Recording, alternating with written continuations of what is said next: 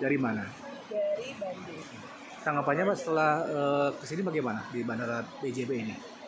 Kalau dari segi jarak sih saya lebih nyaman di Tusen, tapi Kertajati ini bandara lebih besar, kapasitasnya lebih dari segi bangunan ya jelas lebih bagus. Tapi kalau dari segi jarak saya lebih nyaman di Tusen.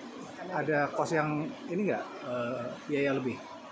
Oh ada, saya kena travel dari Bandung ke Kertajati itu satu orang 100.000 ya, naik City Trans. Tanggapannya bagaimana Bu? Waktu saya coba hari ini sih bagus, nggak ada masalah. Kemudian kita ada tambahan buat shuttle itu mobil ke sini. Kebetulan lagi diskon juga 50%, dia cuma bayar 50.000 per orang. Jadi nggak terlalu berat juga, sama aja. Artinya kalau kemarin kan langsung ke Bandung langsung Usen, ya. Kalau ke Usen kan ada mobil sendiri, nggak usah ada biaya. Tapi di sini ada biaya sama kayak kita mau ke Jakarta lah. Cuma malah lebih murah karena cuma 50.000 satu orangnya gitu. Ini sih baru pertama kali. Tadi ditanya ke transportasinya, rutenya sekitar 1,5 jam juga via tol. Jadi saya rasa sih hampir sama aja sih gitu. Kayak Medan Kuala Namu berarti Majalengka Bandung itu hampir sama aja. Berarti sini baru pertama kali ya? Iya baru pertama. Biasanya kali. Medan langsung ke Bandung. Iya gitu. Kalau nggak pun Jakarta gitu sih. Tapi kalau saya rasa lebih memudahkan sih sebenarnya. Gitu sih. Ini gimana Bu pelayanannya Bu? Cukup baik, ramah, terus saya juga nanya-nanya kan mereka melayani sih dengan baik para petugas.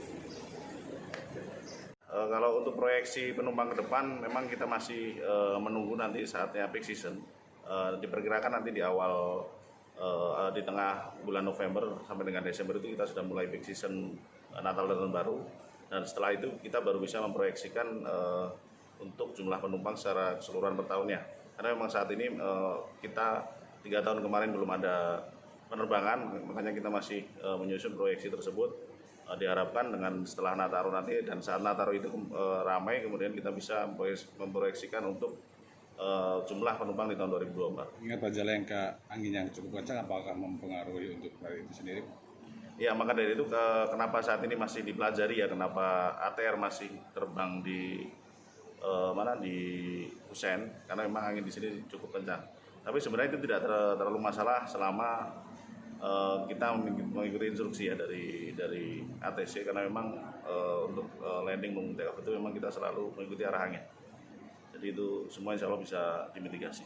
Jelajahi cara baru mendapatkan informasi. Download Metro TV Extend sekarang.